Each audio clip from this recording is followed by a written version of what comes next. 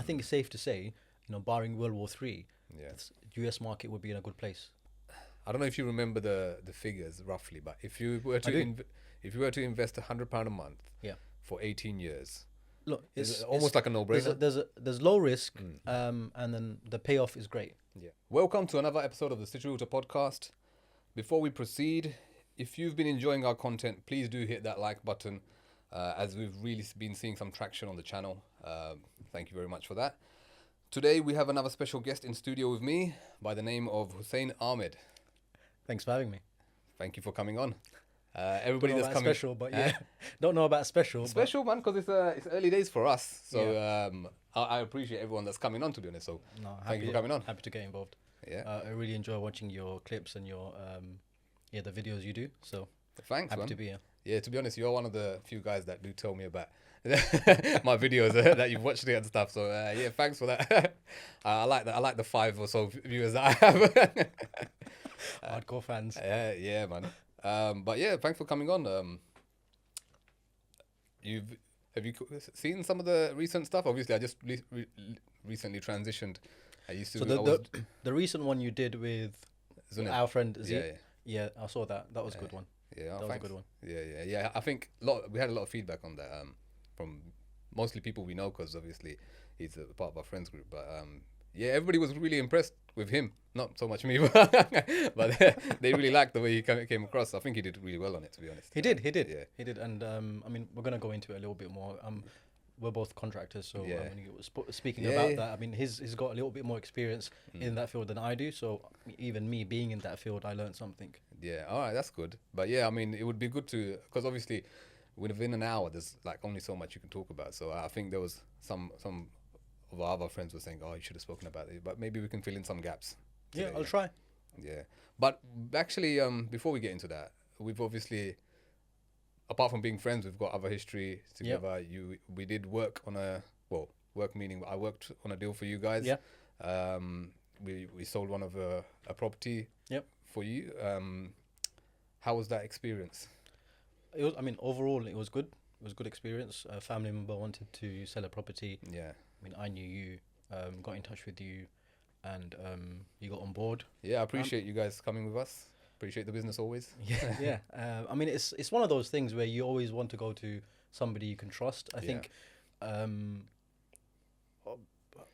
real estate agents, they've got a Bad rap. yeah. whether it's true or not, they've got a bad rep. Yeah. I mean, it's one of those things where, like, I don't know, like a traffic warden, like that. Yeah. I mean, I think it's safe to say traffic wardens are hated more. But yeah. So I mean, when it comes to something like that, you always want somebody you can trust, somebody somebody you can personally vouch for. And yeah, I think it was a great service. From A to Z. Yeah, you helped out with everything in terms of putting the property on the market, dealing with the viewings, even giving feedback after when an offer came through. Yeah. I think that, I mean, the person who ended up buying the property, the offer they came in with, I think to us, it felt somewhat a little low. Yeah. And then the advice you gave was that actually it's a good offer considering, all the various factors. Yeah, because it's been a couple of years now, or it's been at least a year, right? And At least a year. And I think the way the market was going. Yeah. I mean, that's a big part of a let's say real estate. I was going to say estate agent's job is to give you kind of idea of which direction the market's going. The advice. A lot of the time, deals don't happen because expectations are quite high, and the agent's not able to portray or display, why it's still a good offer. Do you see what I mean? Demonstrate why it's still a good offer. I think on that one, it was restricted to cash buyers as well. And now we see where the market is now. Yeah, and I was actually thinking about this. I mean, had we waited or rejected that offer and waited, if we would have been able to sell the property at all, we would definitely would have got, I'm thinking good. I mean, looking at the market, probably 30k less, probably. I would say so. Yeah. So, I mean, your advice, it paid off. And Yeah. Alhamdulillah.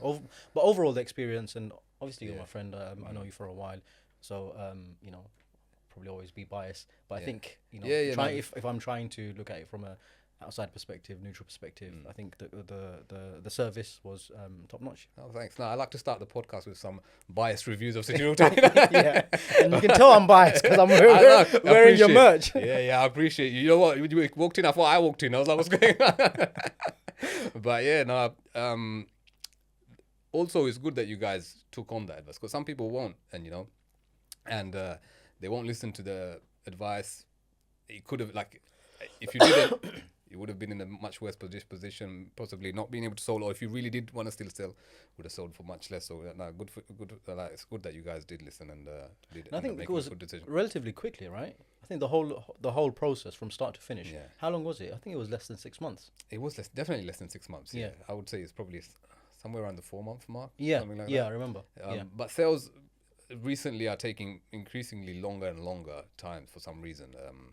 I'm blaming the solicitors, but it is generally getting stuck there a lot. I don't know what's going on.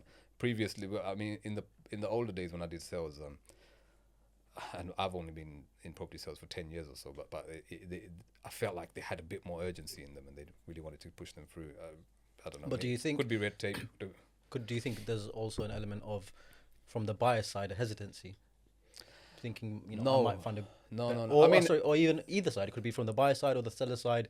The seller side thinking, actually, am I getting a good price? The market as it is, should I just hold on? Because looking at the market now, there's a lot of people out there who are waiting on selling because of the nature of the market at the moment. That's before even agreeing a deal you're talking about. But that is true. People are hesitant at the moment. Yeah. But I'm talking about once you've agreed a deal. Yeah. It's taking more and more longer these days. Okay, so it's nothing really to do with the buyer or the seller. That part isn't, no. Okay. But so at really the moment, the market is is the solicitors. Yeah, no, that part, good thing.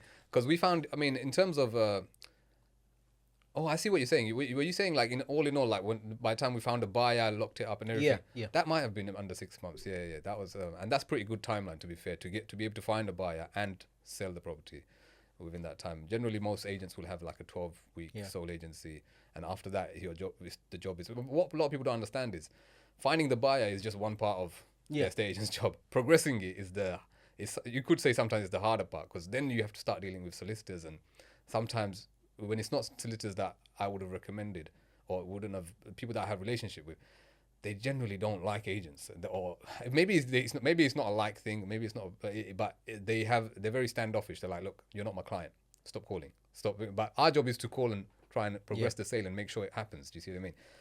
Because unlike solicitors, we don't get paid until the whole thing completes, whereas they will get paid upon instruction.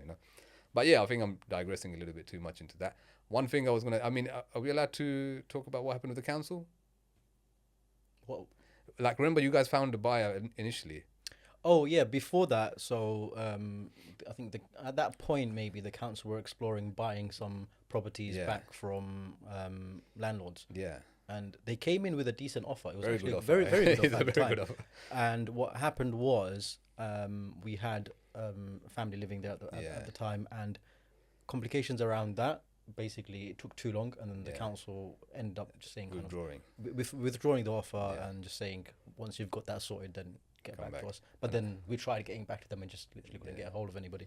Yeah, that's another problem a lot of people face actually, is because even like every week or so, I'll probably get a call saying, look, I want to sell my property, but I've got tenants in there, and they don't quite. This is a similar sort of situation. That happens a lot, and more and more I'm having to say no to people, or saying, look, if you want, I can get someone to deal with the eviction and stuff like that.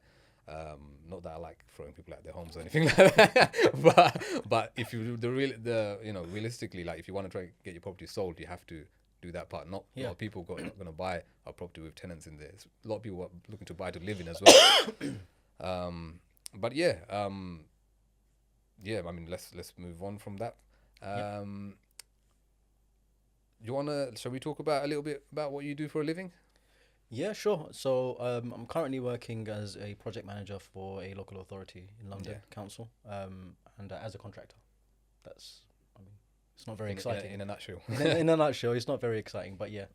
No, I'll tell you what, more and more I find it, I wouldn't say exciting, but like I'm very interested in it. Like, especially over the last few years, a lot of people in our friends group have, they have their own space. I think around this time, you would have gained a certain amount of experience, right? And then you've managed to take a lot of people in our friends group have managed to take it to another level by becoming contractors. I didn't even know you could be a contractor for the council, you know, like, Oh yeah. yeah, but that is, that's the thing that maybe that's the part I found interesting. I met a buyer the other day, actually. She came to see a property, and she was telling me how she's a contractor for Tower Hamlets Council. Okay. And a lot of people in her team didn't know, and then she explained to them what she does, and then now they've kind of got, jumped on the same thing, and I think that they were probably a lot older than her. Yeah. But they were in permanent job salaries, let's just say. I mean, I guess that's one of the things, isn't it? Like like when you've got a permanent job or a salary job, there's a bit more kind there's security. There's job security. There's job security. So there's other benefits. Yeah, it's always. I mean, on the one hand, you've got job security. You've got the kind of known factors, and you know any potential risks. You've got things like protection of unions. Yeah. All these things, and then on the other hand, you've got contracting, which there's risk involved. It's not a permanent salary. I mean, typically, notice period for a contract, for them to terminate a contract, is a week. So if they don't like you, they can just say, actually, we're not happy with you. You know, we're going to terminate the contract, and you've got a week to find another job. Yeah. So there is a lot of risk with that, but then that risk, the payoff for that risk is that you get paid a lot more. Yeah. Yeah, exactly. It's a lot more, and I think, because I was thinking since the last conversation I had with Zuned, it's like if I was to think about how I do things, because obviously I run a business. Yeah. I can't rely on what the business is making to run my life. Let's just say every month, it has to be. So I you know, because I actually I don't contract for my business, but like I've got a small salary, and then most of the you know I take dividends, and I've got other companies that you know build my company as well. But I have you know all these companies that pay me a little bit, and that's what runs my life. Let's just say. But if I was to lose that job, I have those other things for a little while at least to keep me going. I guess, I mean, I don't know if you do kind of do a similar thing. I mean, that makes sense. Like in theory, sorry. I know you're a bit unwell. That's why, you know, thank you again for coming in. In theory, yes. So the idea is that if you go into contracting, I mean, really and truly, if you're good at what you're doing, then they're not gonna let you go in a month's time or 2 months' time or 3 months' time. So the idea is that the extra money that you're making, you put that aside. Yeah. So you know, if it comes to the point, the eventuality where you're out of your contract and you can't find another contract, I mean, alhamdulillah, I've never been in a situation where I haven't been contracting for that long, by the way. I think, what, 2 years? And during that time, I've always, you know, I've moved from one contract to another before the end of the contract. So I mean, like, see, he might have been in a situation where he's experienced that. We've got another friend who is currently in between contracts. Yeah. So I've never myself haven't experienced it, but you know, for me, I know that's a risk. Yeah. So what I've done is I've made sure I've got enough set aside so that I can comfortably cover my expenses for like good 3 months. Sure. Should my contract end, and then you know, my thinking is that 3 months should be plenty of time to find another job. Having said that, though, if the market is such where it's a you know a massive downturn, I'm thinking about, we haven't had that since, but thinking about kind of like post 2008 great financial crisis where it was really tough. If we were to get another situation like that, you could be out of a contract for more than 3 months. Yeah. So you know, anyone in contracting will tell you, and if you're thinking about contracting, then definitely put money aside. Yeah, I mean, if something happens as drastic as that, you might have to look for another industry. Yeah, you know what I mean? But you know what? Having said that, it's kind of like you said. You've worked enough, so you've built that kind of experience and that skill set. Yeah. So, you know, if say for example my contract finished and I'm looking for another contract, and it's been a while, like let's say I'm getting close to my 3 months being over, I would have to consider going for like a non-contracting role, like a, you know, permanent role or something like that. As an interim way of kind of making sure I can continue paying the bills. Yeah. But I've got that experience, I've got the knowledge, the skill set to basically be confident enough to apply for a role and think that, you know, I could get it. So what is exactly your specialism? What is the skill set? So, I mean, project management. Within that, I would say kind of change and transformation. So, and you work in the education sector, right? Children's sector. Children's sector, Yeah. sorry. Okay, but your skill set is actually project management, right? Project management, That's what demands the Yeah, bigger so money, right? I mean, it's a bit of both. I've got the experience working in. Most of my experience comes from working in for a local authority, for a council in London, and although I've spent a little bit time in the NHS as well, Yeah. and working within like education and children's sector, so working various teams within that, I've got a good understanding of how councils operate, specifically within that kind of service. Yeah. So understanding different services that revolve around children. So for example, thinking about school admissions, education, send, children's centers, things like that. So on the one hand, I've got that experience, and then I've got also the experience of delivering projects. You have to have gone through this journey to kind Yeah. of get to where you are. So like, and I'm thinking in my head, did you have like, was it in different sectors or is it all in the same kind of? It was mainly in the same sector. So I mean, my journey was that I got into a local authority through an apprenticeship scheme. Okay. So all yeah, right. so I didn't know that. yeah, I got in through an apprenticeship scheme, Yeah. and from there I kind of, at the end of the apprenticeship scheme, there's no job guaranteed at the end of the apprenticeship, but they'll kind of help you apply for internal jobs within How long that ago was council. That was early 20s. Okay. So yeah, I mean 5 years ago. I mean I'm 35. No, I don't look it, but I'm 35. But yeah, early 20s. I would say around maybe 22, 23. Okay. So got in through. You've been in the sector for a long time. Yeah, for a long time. So before that, doing odd jobs here and Yeah. there. Worked in market research as well, which I absolutely hated Yeah. with a passion. It was big back then, market research. There's a lot of people who did a stretch in market research. It's exactly that, a stretch. Yeah, so got in through the apprenticeship scheme. At the end, applied for a job.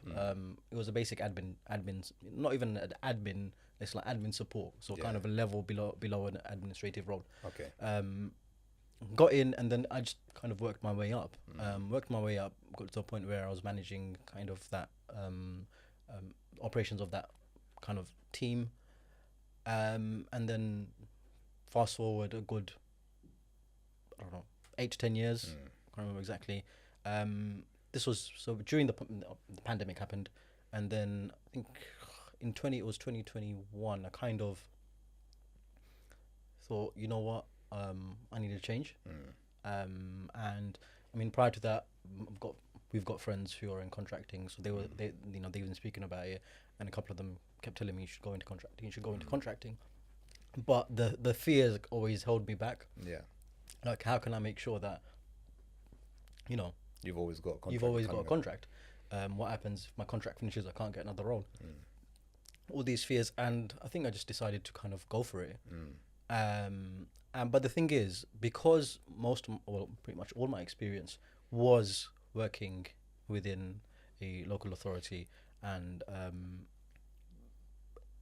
when it came to looking for another role or looking for a contracting role, the thing is, organizations that look for contractors, they're looking for something very specific. They're looking for people who are very experienced in their field. They've got the knowledge, they've got the experience. They can kind of, once they start, they can just run with it. They don't need hand holding. They don't need a month to kind of get to know the organization and things like that. Yeah. It's just, as soon as you join, this is what we want you to do. Get on with it. Yeah. And typically they would look for somebody with contracting experience, because then they know that's bona fide. They've done this before. They don't typically want a newbie. I say typically. So what I had to do is my first contracting role, I actually had to take a bit of a pay cut. And so, but I did that. Sometimes you have to move sideways in order to move forward. Yeah. Did that, and then found another after about 6 months, found another contracting role. And then just kept at it since. Okay, so once from your permanent job, you kind of had to get a contract that was paid lower. Yeah. And then that experience now became invaluable, right? Because Yeah, then you go to the next one and say you've already got the Yeah, experience. exactly. Okay, yeah, all right, that's interesting. But I mean, to answer your question a little bit more, if somebody is thinking about, and funny enough, somebody asked me this recently, and the advice I gave them was, I mean, try and get that admin experience. If you're already within a field and you've got a lot of experience, then potentially you could easily move sideways and go into a project management role. Project management is such a field that it can be applied pretty much anywhere. Yeah. So whether it's in the health sector, whether it's in the private sector, You could be a project manager for a law firm. Mm. So wherever you are, you could potentially, I think you'd have to research the industry a little bit more, research into this and your field, exactly how project management fits into that field. Yeah. But you could take a sideways step, get into project management, and then from there go into contracting. Sure. But if for somebody starting out, first you have to build that experience. As a contractor, like I mentioned, the company that are looking for contractors, they're looking for somebody who comes with a lot of experience, with a lot of knowledge, with great kind of skills that they can apply to their role. That's why they're paying a premium, because contracting, that's what it is. It's a premium. They're paying a premium, because they want that, specialized kind of skill set on short notice to do a short-term project without, any additional headache in terms of offering permanent contracts and things like that. And because it's a short-term thing, and then there's a risk of people being out of jobs, etc. They pay a premium on that as well. Would you say then, like, how many years would you say someone would need experience? Because it seems like you did it with like almost 10 plus years of experience. Yeah, I would say roughly about 10. I would say. So you'd have to somewhat be an expert in your field, right? I mean, it is really and truly, because maybe not all industries. Maybe some areas like IT or something like that. You don't have to be an expert as such, as long as you have that skill set.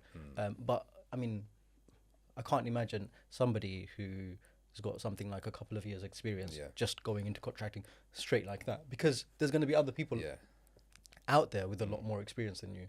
I mean, what's good about what you're saying is a lot of people, I mean, social media is full of people trying to sell you get rich quick schemes, right? I think what I've kind of learned from a lot of the people that we hang out with is that, you may have done a job that was earning, I don't know, like, let's just say, anything from 20 to 40K for a long time. And then eventually, once you've got your, let's call it 10,000 hours, then you start demanding, and it does pay off in the end. You see what I mean? Because a lot of people look at these kind of jobs and think of them as dead end jobs, or I don't want to do it. But then in the end, it does actually start paying. When we were younger, I think, when I was in my early 20s, I wouldn't have thought you could make those kind of jumps, let's just say. Like, neither did I. Yeah. I remember when I was during the apprenticeship, there was somebody there in my cohort, and they had a family member who, I think an older brother or something, who was earning something like 40K. And I remember thinking at the time, wow, that's like, he smashed it. It's killing it. 40K.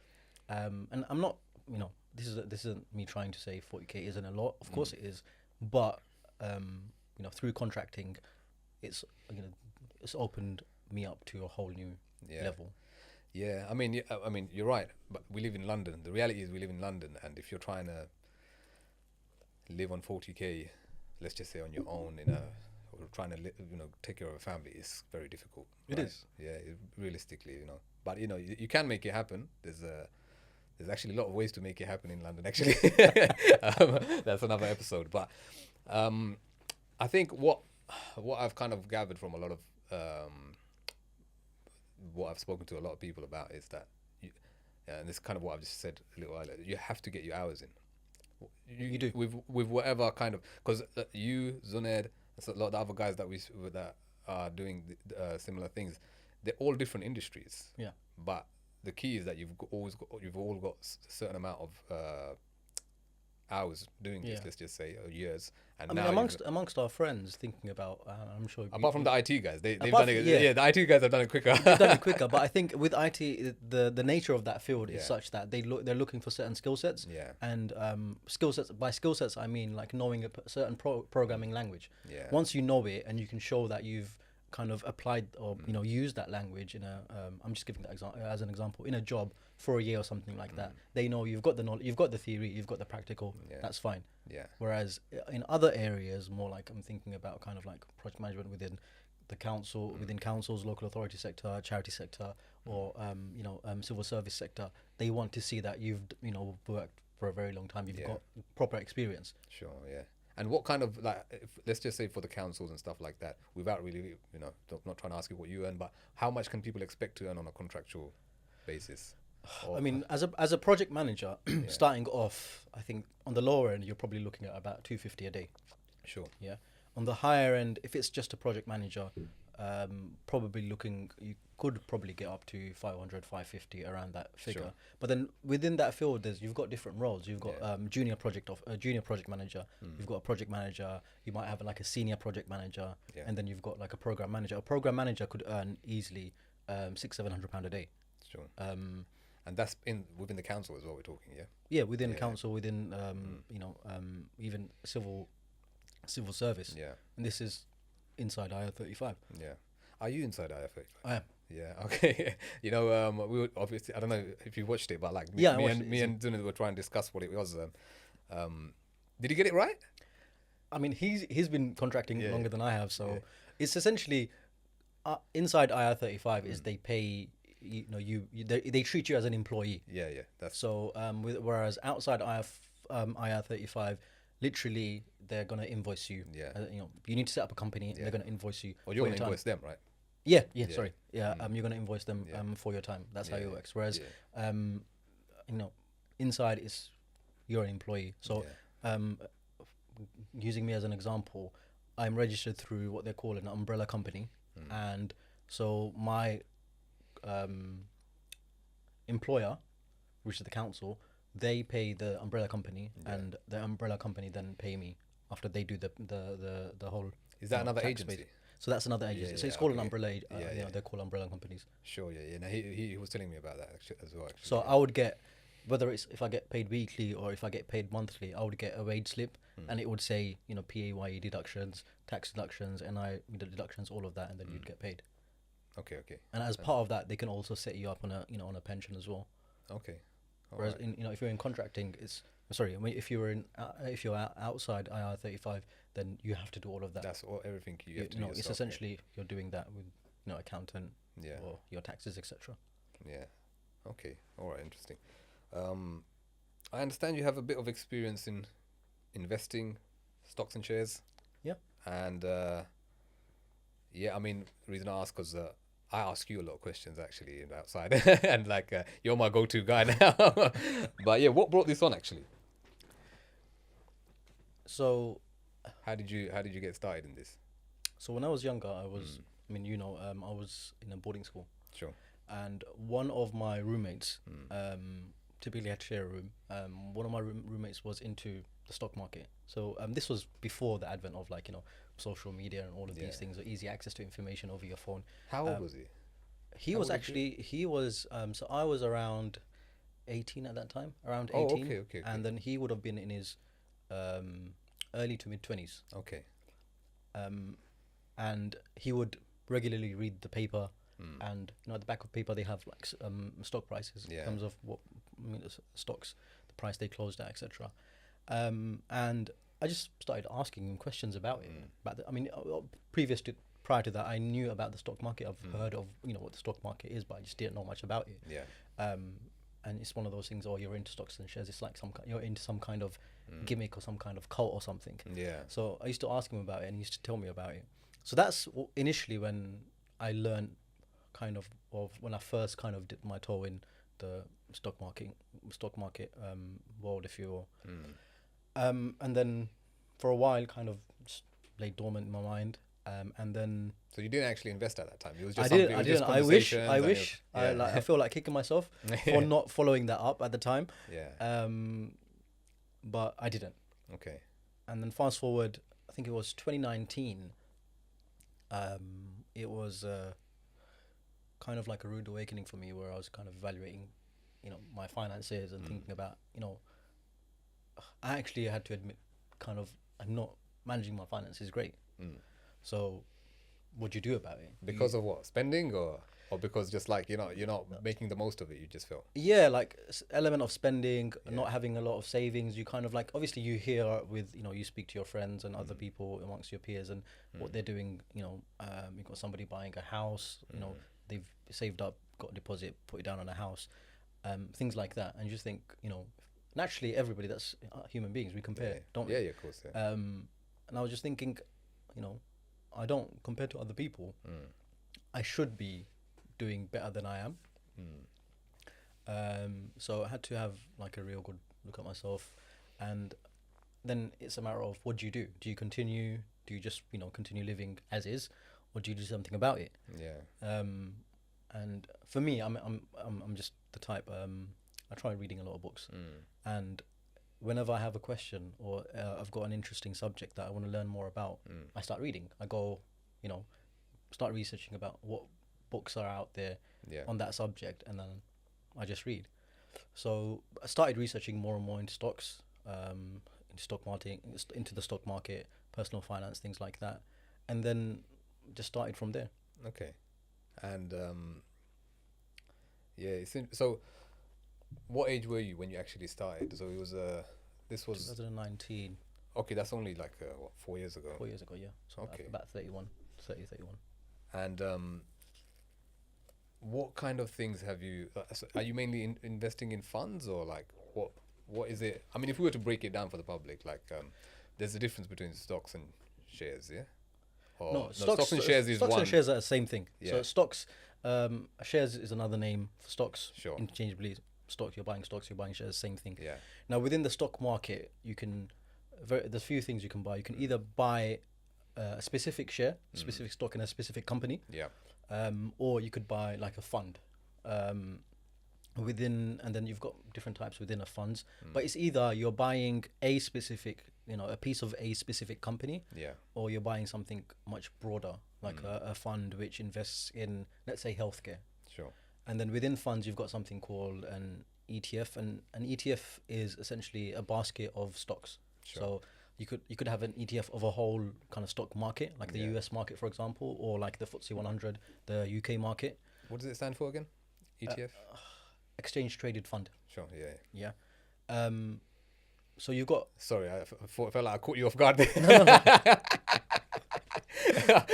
I thought you were asking me what does a FTSE stand for. Oh, no, I don't know what that actually. Yeah, FTSE. Financial Times Stock Exchange or something like that, maybe. So FTSE 100 is the UK. Yeah, it's the top UK publicly traded companies. 100 companies. Yeah. Yeah, public traded 100 companies. You've got, I think, there's FTSE 250 as well, which is kind of below that. And the S&P 500 is the worldwide. No, S&P 500 is the 500 biggest companies in America. Okay, sure. Yeah. So you could actually buy, invest in a fund that tracks either the FTSE 100 or the S&P, and what that means is you're essentially tracking the market. Okay. So you're not saying I think Nike is going to do really well, or I think Facebook is going to do really well. What you're saying is the US market as a whole is going to do well, and I'm going to invest in that market. Sure. So when you think of it like that, that's pretty much a safe bet. Yeah. Like, US market being what it is, it's the leading market in the world. Yeah. The only thing that would, I guess, put it down is probably World War III, really and truly. Yeah. Even the great financial crisis in 2008 lasted a couple of years. During that time, it was all doom and gloom, but eventually, after a couple of years, back to normal. COVID, there was a small crash. Yeah. Back to normal. Yeah, I mean, it's similar to property in the fact that it's not always. I mean, people want to time everything, right? People are like, shall I buy now? Shall I not buy now? Like, stocks, is it down? Shall I buy now? Essentially, it's time in the market, not timing the market, right? It's how long you. Yeah. That's it. It's a long game. You're playing a long game. You're not gonna. If you're thinking about short-term gains, then you're not investing. You're trading. You're trading. You're trading, and there's a difference, right? Yeah, there's a huge difference. And not just trading. In certain circumstances, it pretty much it's. I'm not talking from a Islamic point of view or anything like that, but it's kind of like gambling. You're just kind of just picking something, and you think, this is going to do well. Yeah, and that's a kind of specialism, right? If you're not really. Yeah, I mean, you do get stock traders, but they are doing it 24/7. They live, breathe, sleep stocks, and they're doing it 24/7. And it's a full-time job. You can't you can't do a part-time job kind of thing. Yeah, because I mean, every so often I see, maybe not so much recently, but there was a few years ago, I don't know, I used to hear everybody just starting to start trading all of a sudden. They paid for a course, or maybe they saw someone on YouTube, and now they wake up at 2 a.m. every day to do a bit of trading. That's like, you can't really learn it that quick, right? Or is it? You can't really and truly. You can't, because you're up against these big guys, right, who are doing it all the time, because they're trading as well, right? Yeah. So that's the whole, like, within the stock market, that within the arena, you've got massive companies. You've got hedge funds, massive investment companies. Most big banks have an investment arm anyway. So you're up against these whales, and they've got you know, better technology than you. They've got, you know, tons of, you know, actual analysts working on this day, and you know, they'll have you know, several analysts within not just the whole stock market, but within each field. So they might have one or several analysts within the healthcare industry. They might have one within the property industry, one within the oil industry. So you're up against that. So I'm not saying it can't be done. There are people who do it, making a living, but it's definitely not a part-time job. And I think what you mentioned, where a couple of years ago, where a lot of people were doing it, the thing is, it's easy. I know we don't think it. You might think that, you know, COVID with everything going on, but if you follow that, if you were following the stock market during that time, you can actually track it, where it kind of went down, and then this was around when Italy went into lockdown, because Italy went into lockdown before the UK did. And then just as it was moving over to the UK, there was pretty much I think a global kind of crash, stock market. But by June, July that year, it was back up, and from there was a bull run. So when things are going well, when all stocks are going up, you could chuck your money on any company. In a month's time, they'll be up, because, you know, what's that saying? A tide, right? You know, raises all ships. You know, everything's on the up, so it's easy to kind of like, you know, to trade and then think, oh yeah, actually I made some money, so let me continue doing it. But then fast forward a year later, towards the end of 2021, stocks started coming back down again. This is also a time when cryptocurrencies started coming down as well, and a lot of people lost a lot of money.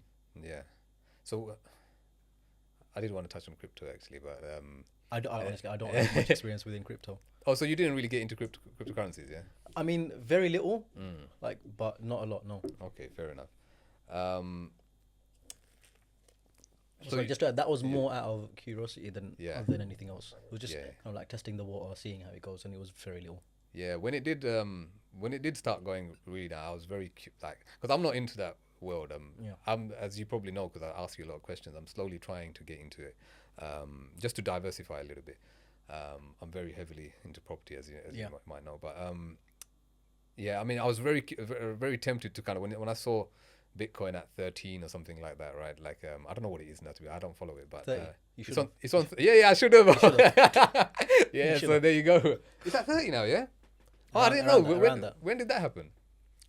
I mean, recently. Okay, so there was a quick.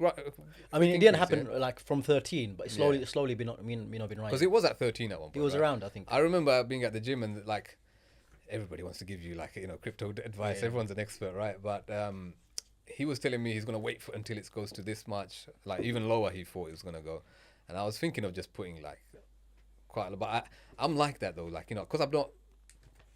I would have done it on a whim. Yeah.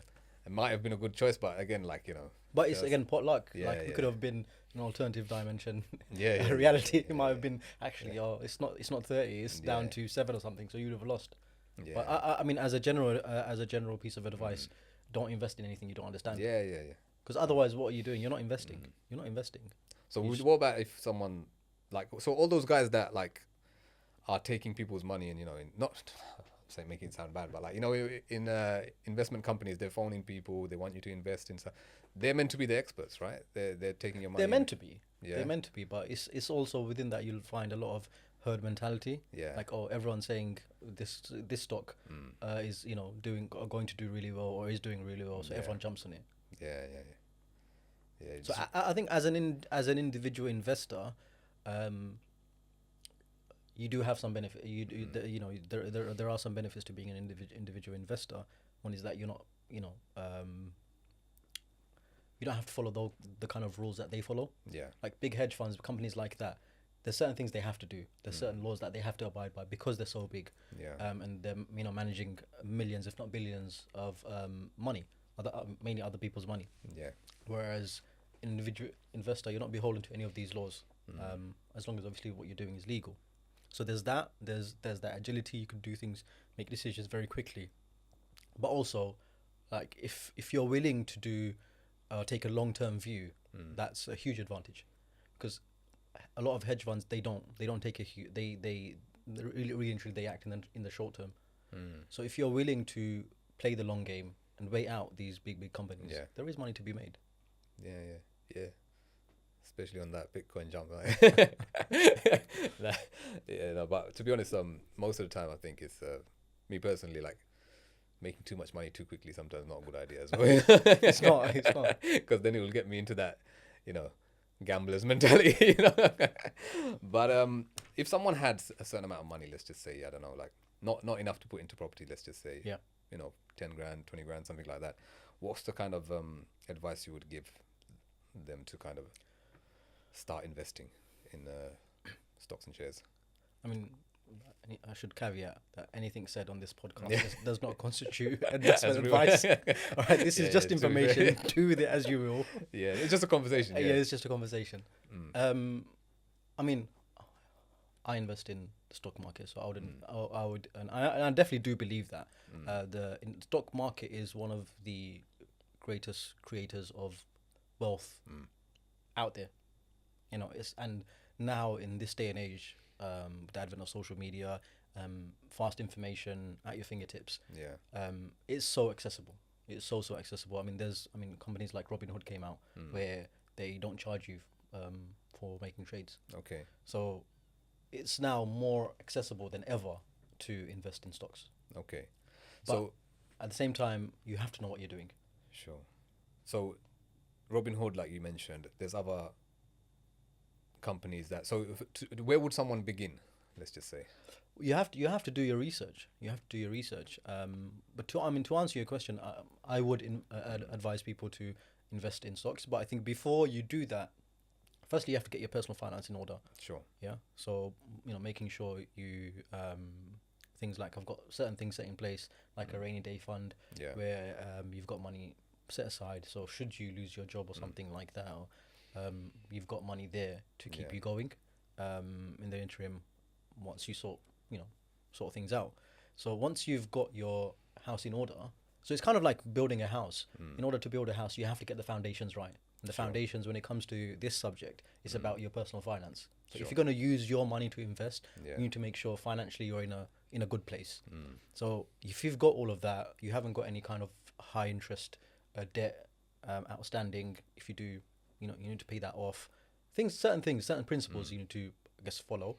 And then once you're ready to invest, then invest in the stock market. And for the general people out there who don't have time to regularly read into a company's financials, listen to their like when they do their calls talking about expectations and what the year ahead holds for them, like investor calls, things like that. If you don't have the time to do that, then I think the safer bet is investing in funds. So a fund which tracks the market, and that's what I mentioned before.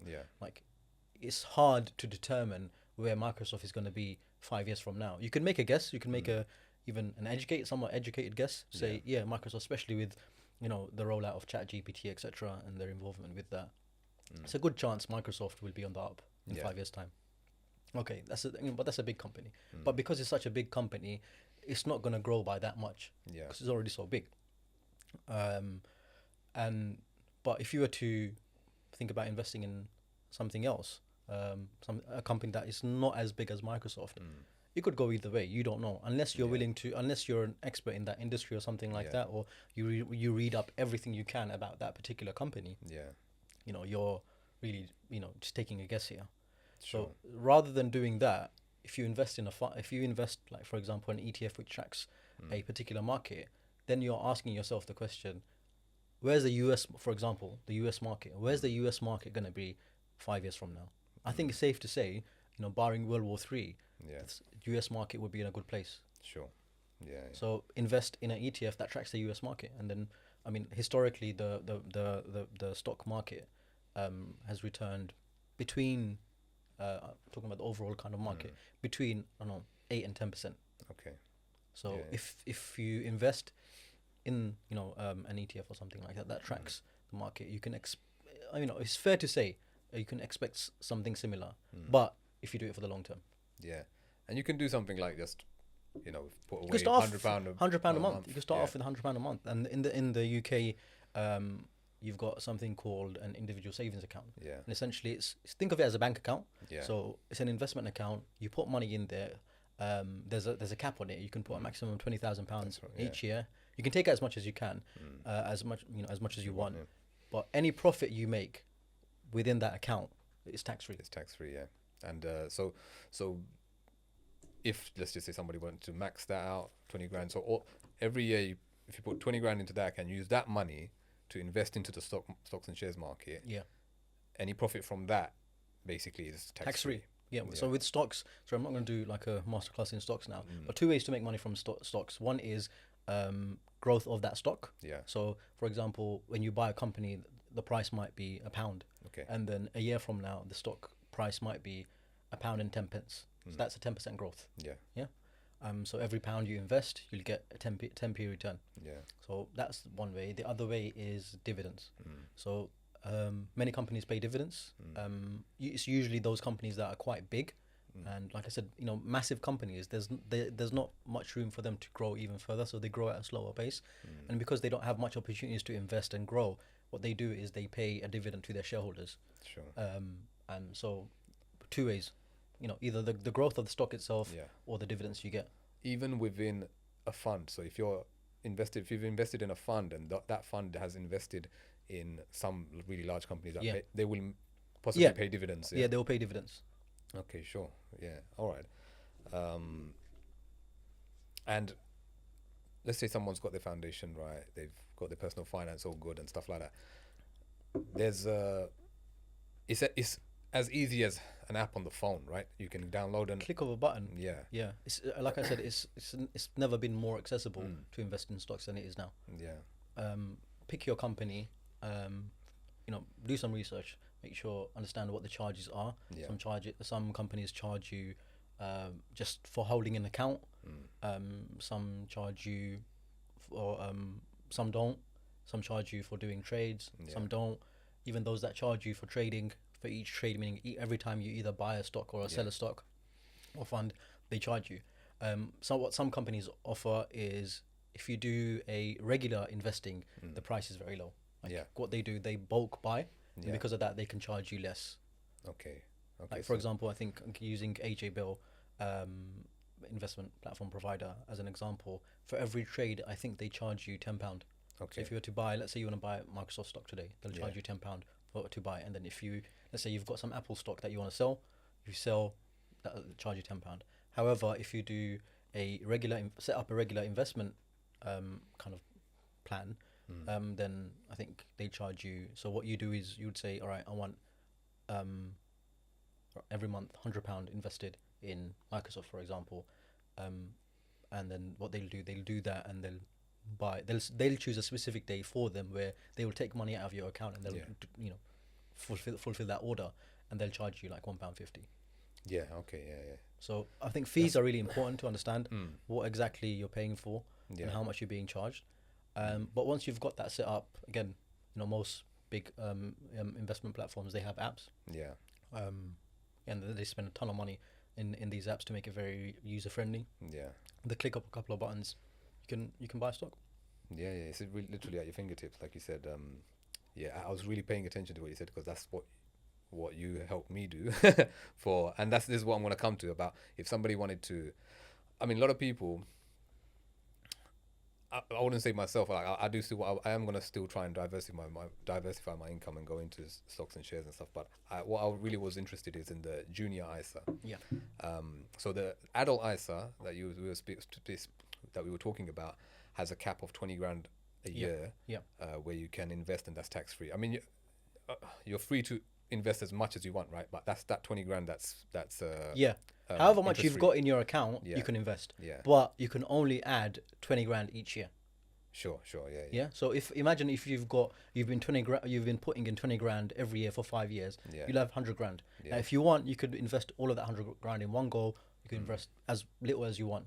Yeah. But every year you can only add 20 grand to an adult ISA. Yeah. And the junior ISA is 9 grand a year. I think so. Yeah, it is. It's 9 grand. It's 9 grand a year. So that's one thing I was quite interested in, because you want to invest for your children. Yeah. You don't want it to be like for me, let's just say, when I was 18, there wasn't like a big lump of money waiting for me or anything like that.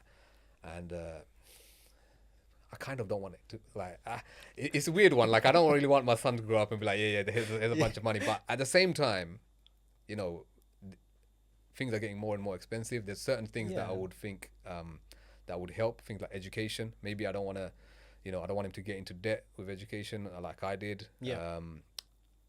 But also, like, thinking about, you're in the property sector. Yeah. How hard is it going to be for your kid by the time he's 18? Yeah. Forget 18, like probably looking at around 21 in his 20s, if he wants to buy get on the property ladder. How hard is it going to be? Yeah, it will be extremely hard. Yeah.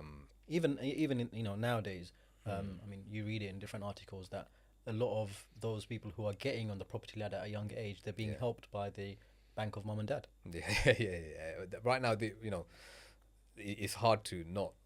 Hard is basically, if you're trying to get into it, it will be hard if like, most people won't be earning enough. You know, especially as young people. I think the average is like over 30 to buy your first home, and previously I think it was in your early 20s. And you know, from a financial point of view, I mean, as a I'm not a dad, you are. I'm assuming as a parent, you want to offer your child, you want them to have the best chance in life. Yeah. You know, in every aspect, financially, but also, you know, spiritually, in every aspect, psychologically. You want them to do good, and you know, financially, a lot of people don't think about that. Like, you know, how do I ensure that my child has the necessary knowledge, skills, etc., to succeed in life financially? Yeah, it's not a matter of just giving money, because we see that when somebody gets access to a lot of money, they don't have any knowledge about how to, you know, deal with that. Yeah, they can, you know, we've got those cases you can look into where people have won the lottery, and then after a while, they're basically back to the normal life because they've wasted it. Yeah, I mean, because if you amass that kind of money in such a short time without any hard work, it's very likely that it's going to go very quickly. You don't, because you won't appreciate it. You won't appreciate it. Yeah. But what I really liked about the advice you gave me, this is not financial advice, is that it didn't feel like a lot to me, because it's very little work as well, because you can set it up and you don't have to worry about it. I try not to look at it, but essentially, like, set up £100 a month to go from there. So you set up a junior ISA account. Yeah. You can then set up a direct debit from my bank account to go into the junior ISA, and then you set up a regular investment which you were talking about earlier, that will invest regularly into a certain fund. And we spoke about we spoke about certain funds, and I chose to go for a certain Islamic finance, Sharia compliant one. Yeah. And and I think that because it's regular, I think it's only charging me £1.50 per trade. That's charging me £1.50 per month, basically, because of the way it's set up. Yeah. Is that right? Essentially, yeah. Okay, sure. But I think on your account as well, there's a monthly charge. Well, actually, there's a yearly charge, but I think the maximum they can charge you is something like £35. Okay, sure. So that's the other charge I would face apart from that £1.50. But if you were to ever sell, there would be that charge. There'll be charge. But for the timing, that's the main cost. So if I were to sell, what is the charge? The £10, or is it £1.50? No, £10 per to sell, because you're selling. Because selling is not it's not regular but sale. Per trade, if you were to sell the whole thing, they would only charge you £10. Okay, understand. But I mean, the kind of essentially, like I said, it didn't feel like a lot of money. Just if you're putting away £100 a month, I'm not saying that's not a lot of money. I'm just it's in the grand scheme of things. If I whatever I could, like, if I could just get myself to put that £100 away for until he's 18, because you can't take it out until he can't take it out. He doesn't have access to it until he's 18. So you're the guardian, so you can't take any money out until the child's 18. Sure. And then once the child's 18, the account transfers to their name. To their name. Also, I can't even take the money out. You can't take the money out. There's a few circumstances where you can, but that's to do with if your child, Allah forbid, was to come down with some kind of terminal illness. Sure. Then they allow you in those circumstances to take that money out. Sure. Okay. So, but I don't know if you remember the figures roughly, but if you were to invest £100 a month for 18 years, what if you? When you say figures, have you worked it out like as a 10%? No, I was just looking at it just before. So what was an average were you looking at? 10%? So again, going back historically, the stock market gave between 8 and 10% returns. Yeah, that could be average. like certain years it might be 5. Yeah, certain years would it could be average out 12. to, 2021 was a really good year for stocks. Okay. 2022 wasn't. Yeah. So yeah, but on an average, Yeah. they return like historically over the last, I don't know, 70 plus years, returned between 8 and 10% a year. Okay. Yeah. So going on that, I went with the lower end. Let's say 8%. Yeah. So you put in £100 and invest that £100 every month for 18 years. Yeah. Assuming an 8% annual return, at the end of that 18-year period, you're left with, I believe, about 46k. Okay. So first of all, 46k in and of itself is a lot. Yeah. Yeah, that 46k could easily pay for the 3 years of uni. Yeah. And then some. If it's still the same amount. If it's still Yeah. the same amount, Yeah. you know, who knows? It could be more down the line. So that in and of itself is a good investment. Yeah. Yeah. But if you were to not spend that money, and assuming obviously during that 18 years you teach your child to the value of money and teach them about investing, saving, all of these things, and you teach them to be sensible with their money, because ultimately, you know, when they're 18, that money is transferred to them. So it's not like you can take it; they can do whatever they want with it. You know, as an 18-year-old who doesn't have, you know, value money and doesn't think about kind of investing and saving for the long term, could go out and just buy a flashy car with that money. Yeah. So, but let's say, yeah, I mean, I would as well. But let's say, you know, your child is sensible. If they keep that money in there, if they keep that 46k in that investment account, and basically don't put in a single penny, following from that, so they continue to live their life, going to work, the money they get, they save, you know, whatever in cash accounts. Bank accounts, use that money to save up for a deposit or something like that, for example, and they just keep that money invested. Like they don't, you know, they completely just forget it, put it to a side.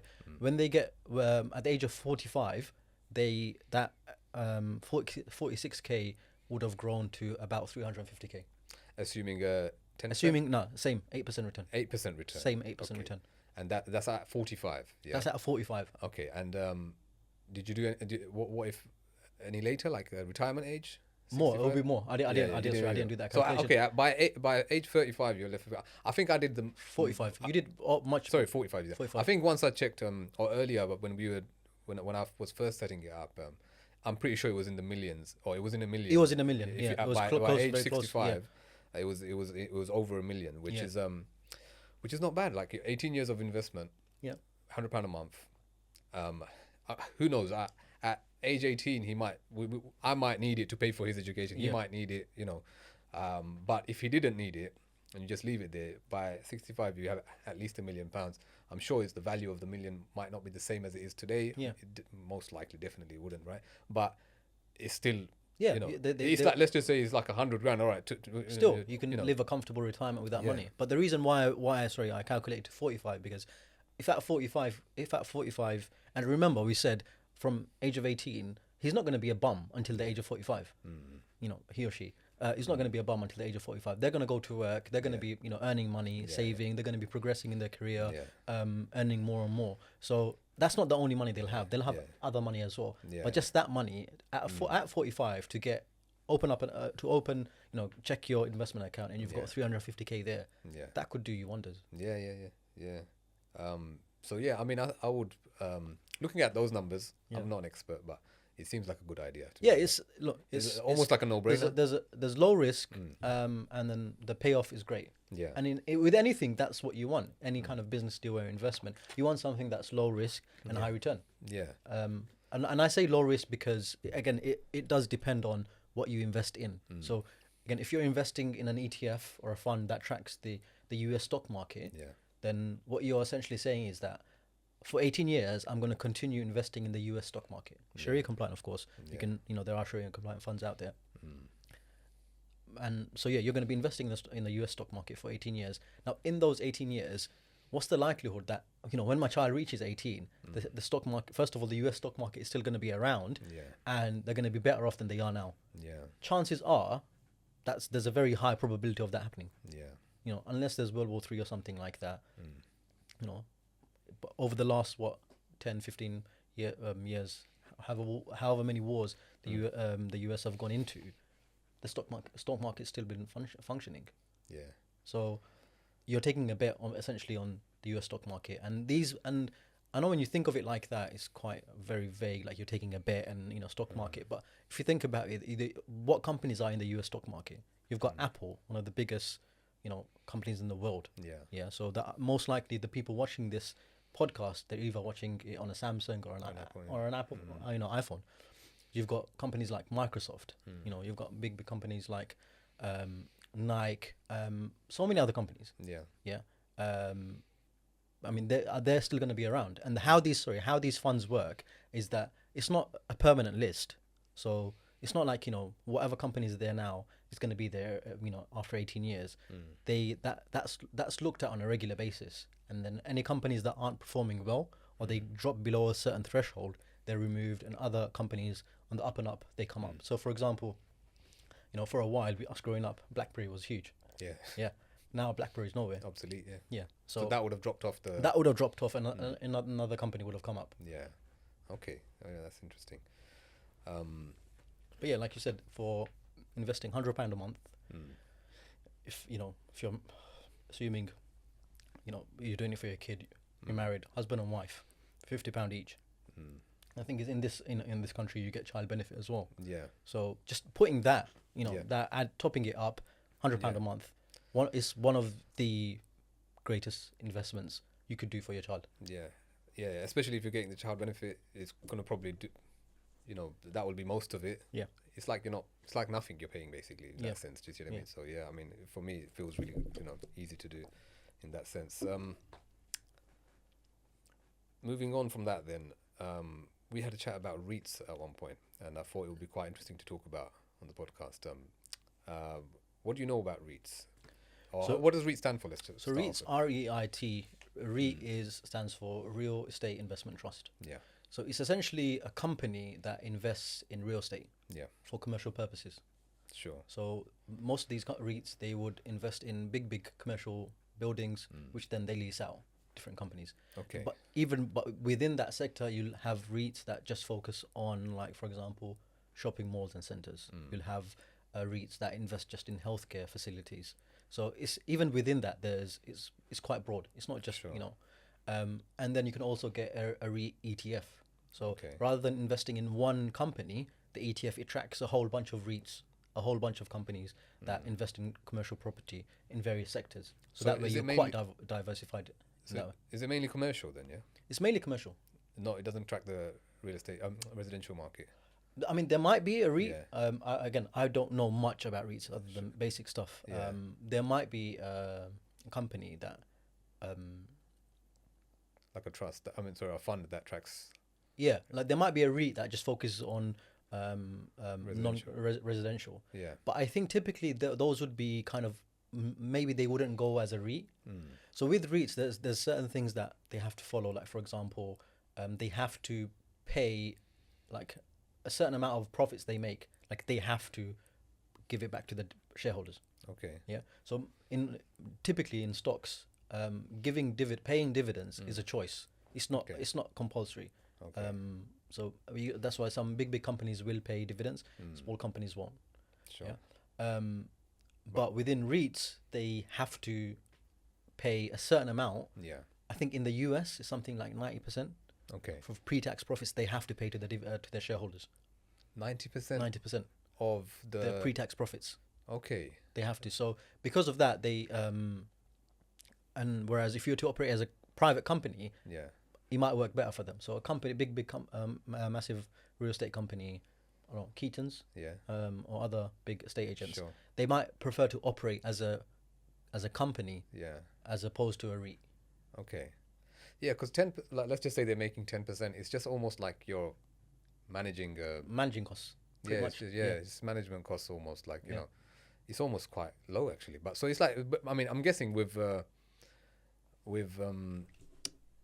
commercial property or whatever kind of property. I mean, when it's real estate, you're making money from the rent, right? Yeah, so from the leases. From the leases to commercial entities.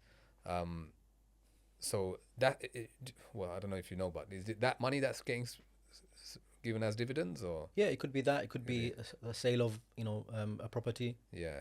Okay, so they may be those funds may be buying and selling. Yeah, properties. they will do both. Okay, I was thinking they're just buying properties and then they're just making money from the rent and then just paying the rent. No, out not as just dividends. that. It could also be like real estate development projects. So they might, join together or do it themselves, buy a plot of land, build houses, and then sell them on.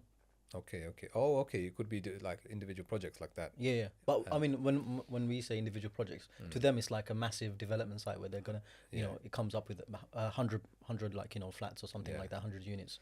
So could you invest in one REIT that does that project, and then would it come to an end? Would that REIT close, or they just move Possibly, on to the next project? That I don't know. Yeah. But I'm saying a company that might be some of the things they do. Yeah. So and then they buy, develop, and then sell, and that will form part of the profits. So profits could come from selling property, could come from the lease money. Sure. But if you invest in a REIT, you would get dividends. Okay. So I think REITs is a good way to invest in the real estate, sector.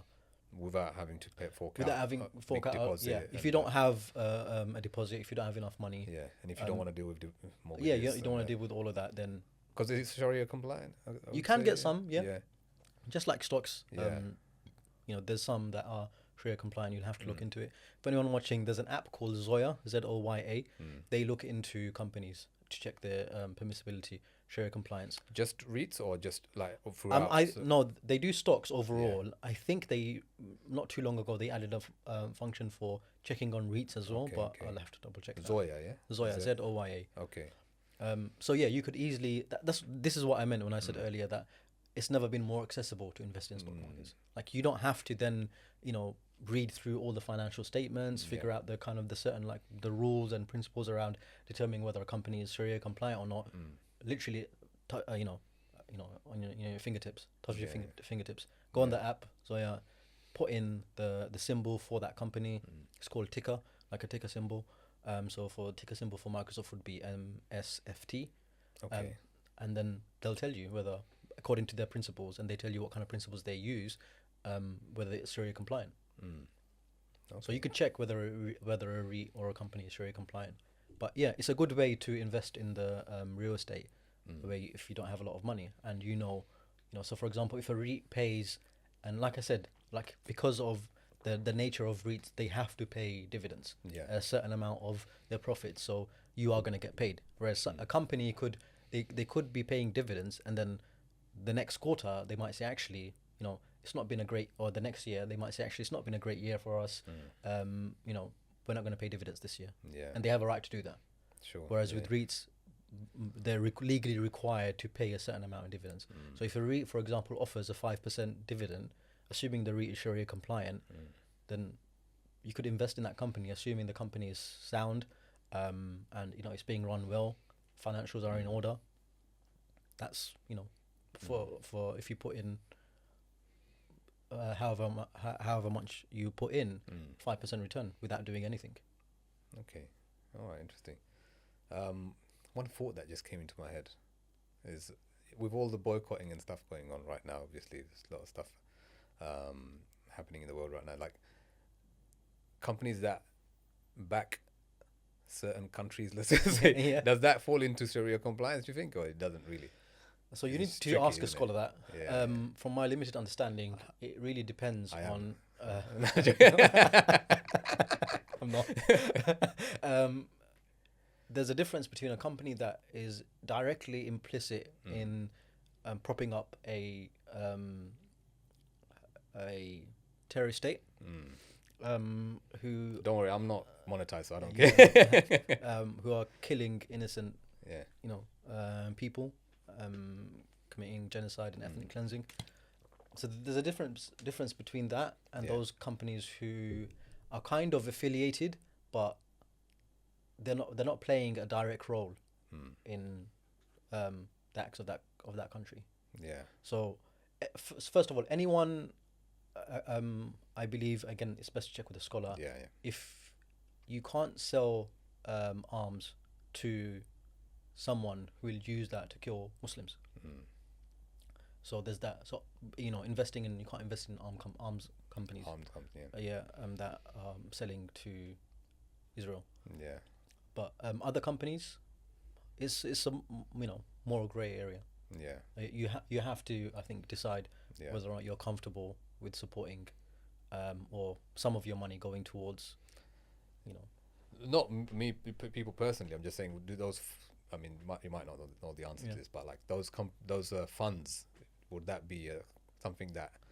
So generally speaking, most of these funds, etc., that are Sharia compliant, they have a Sharia board. Yeah. And one of the things the board looks at is sets the parameters. Yeah. For what is what constitutes as Sharia compliant. So, for example, you can't have a company that deals with alcohol. You can't have a company that deals with haram food. Yeah. You can't deal with a company that is involved with. So generally speaking, McDonald's and these kind of things. You wouldn't invest them in that anyway. Yeah. Okay. Yeah. Now, Coca-Cola. Yeah. I remember checking a while back. It is Sharia compliant. Okay. So Coca-Cola is a company. I know there's they're part of the it's on the list of the boycott, divestment, sanctions, BDS list. So now you have to think about whether or not you want to invest in Coca-Cola if Coca-Cola is playing a part in the occupation. Yeah. So, but if you're invested in that fund, you couldn't really take out that one company, can you? You can't, right? Then you have to make a choice if you want to be in that fund or not. Yeah, you can make a choice to be in that fund or not. Also make, think about figuring out how much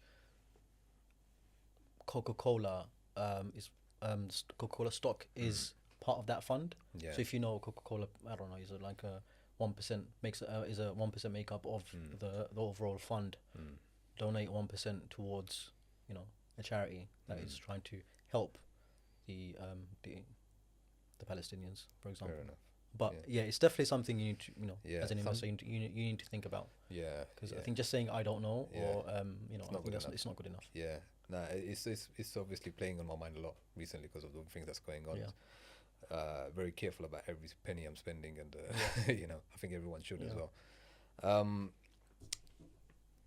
Just to kind of wrap up a little bit, what are your kind of plans in the future? Are you, in terms of, let's just say, to begin with, like your personal kind of your work and stuff like that? Work, career. Continue. I was trying to find the word career. It was just vanished from my head. In terms of my career, personally, just keep progressing. So I'm working as a project manager now.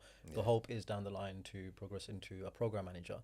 Sure. And then hopefully that comes with more money. Career-wise, that's that. Just continue. But ultimately, I think long-term goal is financial freedom. Sure. Being free to decide whether I want to work or not.